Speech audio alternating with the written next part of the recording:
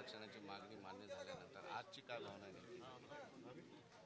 रायगडाच्या चरणी नतमस्तक होण्यासाठी आलो. त्या पवित्र रायगडाच्या या पवित्र भूमीत दर्शन घेऊन पुन्हा आशीर्वाद घेऊन पुन्हा वापस जात आहे. काय ऊर्जा मिळते तुम्हाला रायगडवर? वा, पुऱ्या विश्वालाच मिळते. तर मी तर भक्त आहे.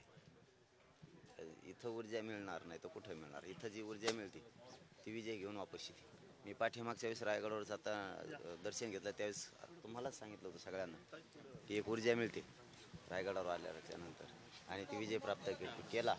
मराठा समाजासाठी प्रचंड मोठा, ज्या मराठ्यांच्या नोंदी सापडत नाहीत त्यांच्यासाठी सगळे सोयरे असा म्हणून कायदा अध्यादेश झाला.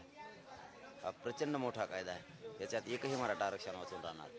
नुसतं अभिवादन नाही तर तुम्ही मातीसुद्धा कपाळाला लावताय. होय, रायगडापेक्षा प्रिय काय आहे विश्वा? काहीच नाही. याच्यापेक्षा मोठं दैवत सुद्धा दुसरं कोणचं नाही. रायगडाच्या चरणी नतमस्तक होण्यासाठी आलो. आशीर्वाद घेऊन पुढं लढायची आणि जिंकायची. इथून पाठीमागच्या सगळ्या जिंकल्या. तर तुम्ही इतके दिवस उपोषण केली, सगळ्या गोष्टी, तुमचे शरीर पण थोडंसं साथ देत नाही. तुम्ही मग आज पायी जाणार आहात की रोपवेने जाणार, याबद्दल बराच संभ्रम आहे. पायी. एवढी ऊर्जा आहे जाण्याचं? ते काय होईल मला नाही माहीत. राजांपुढं आणि दैवतापुढं ऊर्जा आणि शरीराला काय किंमत? राज्यामध्ये सध्या सर्वेक्षण सुरू आहे. त्या सर्वेक्षणामध्ये संतापजनक गोष्टी समोर येत आहेत. मज्जा उडालेला आहे. काही ठिकाणी निरक्षर कर्मचाऱ्याला कामाला लावलं आहे, काही ठिकाणी शिक्षकांनी विद्यार्थ्यांना लावलेलं आहे, काही ठिकाणी ॲप्लिकेशनचं काही नाही. या सगळ्या गोष्टी समोर आहेत. मी त्यातली नाही माहिती घेतली. मी माहिती घेतो सांगतो. पण सरकारनं मराठा समाज मागास सिद्ध केला पाहिजे आणि ती जबाबदारी सरकारची. बाकीचं आम्हाला काय सांगायचं नाही. पण या सगळ्या गोष्टींमुळं मागासवर्ग आयोगाकडून मराठा समाजाचं मागासले पण सिद्ध होईल का असा प्रश्न उपस्थित केला जातो. त्याच्याबद्दल तुमचं काय म्हणणं आहे की काय करावं सरकारनं? हे सगळ्या गोष्टी माध्यमांच्या समोर आलेत. मागासले पण सिद्ध करण्याची जबाबदारी मागासवर्ग आयोगाची आणि सरकारची पण आहे. परंतु एखादा अर्धा असेल कोणी अडाणी काही, पण मला त्यातली माहिती नाही त्याच्यामुळे बोलत नाही. एखादा अर्धा असेल आम्ही माहिती सांगतो ना पटकन. बरं, काय खरं सत्य सांगतो ना. तरी पण मी घेतो एकदा, परत उद्या बोलू. नाही, प्रशिक्षित कर्मचारी जर नसेल तर तो सर्वे योग्य होणार नाही. त्यामुळं मराठा समाजावर अन्याय होऊ शकतो किंवा न्याय मिळू शकतो. तुम्ही म्हणताय ते बरोबर आहे, परंतु ज्यातली माहितीच नाही. एखादा अर्धा असू शकतो, परंतु सरकारची आणि मागासवर्ग आयोगाची जबाबदारी आहे चांगला सर्वे करणं आणि त्या माध्यमातून सत्य परिस्थिती बाहेर आणून मागासले पण सिद्ध करणं. मागासले पण सिद्ध त्यांनी करावं आणि करणं आवश्यक आहे. तुम्ही असं म्हणाले होते की आरक्षण मिळालं की गुलाल उधळतच रायगडावर येणार. तर आता काही जण असं म्हणतायत की अजून ते 10-12 दिवस राहिलेले आहेत, तर तेवढं थांबावं आणि मग पुन्हा 16 तारखेनंतर मग प्रत्यक्ष गुलाल उधळावे. महादिवाळी असा शब्द नाही, काही जण नाही, मीच म्हणतोय. काही जण कसेच मीच म्हणतो. हे बघा, रायगडाच्या चरणी आलो त्याही वेळेस सांगितलं होतं विजय प्राप्त होतो रायगडावर आल्याच्या नंतर. कधी नव्हे 70 वर्षात ते आता मराठ्यांसाठी कायदा बनलाय की जो कायदा ज्या मराठ्यांच्या नोंदी सापडलेल्या नाहीत त्या मराठ्यांसाठी सगळे सोयरे म्हणून हा कायदा पारित झालेला आहे. महाराष्ट्रातला एकही मराठा आरक्षणापासून ओबीसीत जाण्यापासून आता वंचित राहणार नाही. हा खूप मोठा कायदा आहे.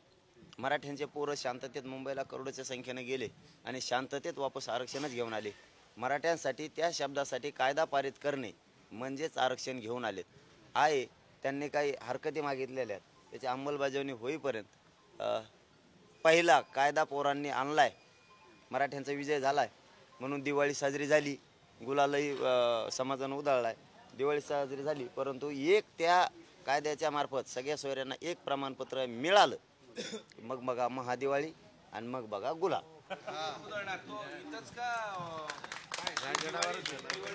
बऱ्याच जणांना आहे. थोडं वेटन आणि व्याजच्या भूमिकेत थोडं इंग्लिश शिकायला लागलो मी बी आता थोडी, आणि हिंदी सुद्धा शिकायला लागलो आता चांगली पॉवरफुल. मला सांगितलं पॉवरफुल हिंदी शिका, मी 4-5 जणांना सांगितलं. अरे बाप, स्वतःहून स्वर्गाची परीक्षा आत्ताच नको. पाटील हिंदी शिकण्यामागची काय गरज आहे? कारण तुम्ही एकदा बोललात की 14 राज्याचं सुद्धा आम्हाला एक एकत्रित आंदोलन करावं लागणार आहे, कारण मराठी 14 राज्यांमध्ये देशातील, तर त्या सगळ्यांना एकत्रित घेऊन येण्यासाठी त्यांचे संवाद साधण्यासाठी आता हिंदी शिकणे गरजेचं आहे. त्याच्या पाठीमागे एकच नाही पण अनेक कारण आहेत. शेतकरी असो मराठा असो यांचं यांच्या जीवनातलं परिवर्तन करायचं असलं तर लांबपर्यंत जर एखाद्या आपल्याला नाव चालवायची असली तर आपणच पोहायला परिपूर्ण पाहिजे. जर नावीला काही प्रॉब्लेम आला तर आपल्याला वैयक्तिक एकट्याला पावता आलं पाहिजे. म्हणजे लांब पल्ल्याची लढाई आहे तुमची. भविष्यात काही होऊ शकतं. तुम्ही 5 महिन्याच्या काळात एकदा मराठ्यांना आरक्षण मिळालं की धनगर मुस्लिम या सगळ्यांसाठी लढा आरक्षणासोबतच जे पिचलेले घटक आहेत त्यांच्यासाठी संघर्ष करणार. ही मराठ्यांचा ज्वलंत मुद्दा आहे आरक्षणाचा. ह्यो सुटला धनगर बांधवांना आणि मुस्लिम बांधवांना आरक्षणच कसं देत नाही तेच बघतोय. नाही, तुम्ही असं 5 महिन्या म्हणाले मग तेच म्हणलं आता. प्रश्न सुटला नाही असं तुम्ही कसं तुम्ही तर म्हणाले की आणखी थोडं राहिलं नव्हती. एक प्रमाणपत्र हातात पडून द्या ना, झालं मोकळा मग मी. म्हणजे असं समजायचं का 16 पासून अरे लगेच भेटू नका ना मला. घरी फिरी जाऊन द्या ना, लगेच भेटायला लागले. थोडा टप्पा कोण पण ते म्हणले पाहिजे ना, माझी इच्छा आहे. पण त्यांचंही म्हणणं पाहिजे की हा प्रश्न सुटला पाहिजे. धनगर बांधव आणि मुस्लिम बांधव जर म्हणला तर मग मात्र बघतो सरकार कसं आरक्षण देत नाही त्यांना. काल भुजबळ असं म्हणा, जर ओबीसीसाठी मला काहीच करता आलं तर मी पदाचा राजीनामा देईल, मंत्री पदाचा राजीनामा देईल, सरकारमधून बाहेर पडेल, पण ओबीसीचे प्रश्न मी कायमस्वरूपी त्यासाठी लढेल. काहीच नाही करता आल्यावर काय हल दे तू आधी दे ना. काहीच नाही करता आल्यावर काय हल दे तू. तुपलं पाप तो डोक्यावर फोडण्याचे समाजा डोक्यावर काय फोडी तू आधी द्यायला पाहिजे. आणि आता देऊन काय उपयोगी. आता याला 1 महिना भरून आता देऊन उपकार करायला लागला काय तो ओबीसी बांधव. तुमच्यासाठी मी राजीनामा दिला ते काय येडेत का. तू राजकारणी आहे ते ओळखीत तुला तू किती नमुना आहे. हा स्वतःच्या स्वार्थासाठी त्या गोरगरिबाचे ओबीसी बांधवतो मराठा बांधवतो वाद लावायला लागला. ते कोणतं शान आहे ते जाऊन तेच ना घ्यायचं कर मान तुला काय करायचं. पण त्याने आता एका अर्थानं ती धमकीच आहे सरकारला. सरकार कुठं भेट आहे त्याला. हे सगळ्या दुनियाला पाया घाल तुडी ते सरकार त्याला नमुने 3-4 जण वरचे ते चांगल्या सुधरून देणार. याला कोण गाच पाण्याला सुधरून द्यायचे. दुसरं असं की सरकारचे तिन्ही उपमुख्यमंत्री हे मराठ्यांच्या बाजूला आहेत आणि ओबीसीवर अन्याय करतायत असं काही पॉलिटिकल पर्सन म्हणतात, अशी चर्चा आहे. दादा सरकार मुख्यमंत्री उपमुख्यमंत्री हे कोणाच्याच बाजूने नसते. हे सत्याच्या बाजूने असते. आणि मराठ्यांच्या नोंदी सापडल्या त्यांना उभं राहावंच लागणार आहे. नसताना मराठ्यांच्या नजरेतून पडतील ते हे समजून घेणं खूप गरजेचं आहे. ते खोटं बोलतंय त्याच्यासाठी 2 उपमुख्यमंत्री आणि मुख्यमंत्री डॅमेज व्हायला मोकळे नाहीत. पूर्ण सरकारला डाग याच्यामुळे लागायला लागला. सत्याच्या बाजूने त्यांना राहावं लागेल. कारण शासकीय नोंदी मराठ्यांच्या भारतात कोणत्याही समाजात सापडल्या त्या मराठ्या सापडल्या. त्यांना तुम्ही देणार नाहीत म्हणल्यावर सरकार डॅमेज होईल. मराठ्यांच्या नजरेतून ते उतरू शकत नाहीत. आणि सगळ्या सोयऱ्यांचा कायदासुद्धा त्यांनी बनवला. ही अंमलबजावणी त्यांनाच करावी लागणार आहे. त्याशिवाय त्यांना सुट्टी नाही. चलो धन्यवाद. एक प्रश्न असा आहे की शाब्दिक एकमेकांवर असं हे सुरू होतं. आता अजित पवारांबद्दलचा जो आपला राग आहे तो दूर झालाय का? सगळ्याच मी मुंबईतून येतानाच सांगितलं.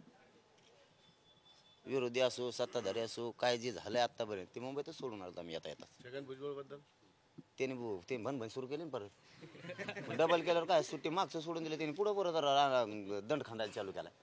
त्याला लय वळवळे नाही त्याच्या मागच राहावं लागेल मला. त्या सोडून नाही जमायचे. बाकीचे बोलले की परत सुट्टी नाही बाकीच्यांना सुद्धा.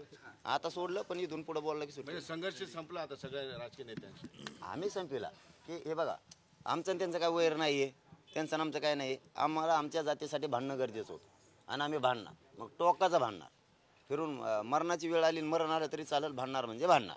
पण मराठा आरक्षणाच्या विरोधात बोलला की कोणी असो इथून पुढे बी नाही सोडणार. ते मराठवाड्यासाठी स्पेशल आहे तो 1884-1904चा दाखला देत आहे. त्याच्यासाठी कधीपासूनची प्रक्रिया सुरू होणार. म्हणजे या 16 नंतर तो मुद्दा हातात घेणार की काय त्या संदर्भात तुम्ही म्हणाले ना मराठवाड्यात मराठी निश्चिंत राहा नो टेन्शन राहा. स्पेशल नाही म्हणूयात आपण त्याला मराठवाड्यासाठी. मग तर बॉम्बे गॅजेट पण आहे गव्हर्नमेंटचं ते पण बोललो आपण सातारा संस्थान सुद्धा बोललो. म्हणजे तिथं नोंदी कमी सापडल्यात म्हणून हैदराबाद संस्थानचं 1884चं गॅजेट आहे ते सरकारनं स्वीकारावं समितीच्या मार्फत. आणि ते स्वीकारतो म्हणलेत स्वीकारतील. ते कसे स्वीकारणार नाहीत बघू. नाही मी आहे ना त्याची काय काळजी करायची गरज नाही. मराठवाड्यातला एका मराठा आरक्षण वाचून याच्यातून राहणार नाही. सगळ्या सोयऱ्यांच्या कायद्यातून. महाराष्ट्रातला बी एकही सगळ्या सोयऱ्याच्या कायद्यातून राहणार नाही. तरीही आपण जास्तीचे दस्तऐवज पुरावे म्हणून सरकारला घ्यायचे सांगितले. म्हणजे देवी लशीपासून भाटांपर्यंतचे संस्थानाचे जे देवदेवतांचे संस्थान ते सगळे घ्यायला लावले. घेतील. नसतं आंदोलन सुरूच आहे आंतरवालीतलं थांबवलेलं नाही. चला धन्यवाद. लक्ष ठेव इथं काय बोलतो इथं ठेव. देश विदेशातील प्रत्येक घडामोडींचे लाईव्ह अपडेट मिळवण्यासाठी आता साम टीव्हीच्या सर्व सोशल मीडिया प्लॅटफॉर्मला लाईक, फॉलो आणि सबस्क्राईब करा. तसंच सर्व नोटिफिकेशनसाठी बेल आयकॉन प्रेस करायला विसरू नका.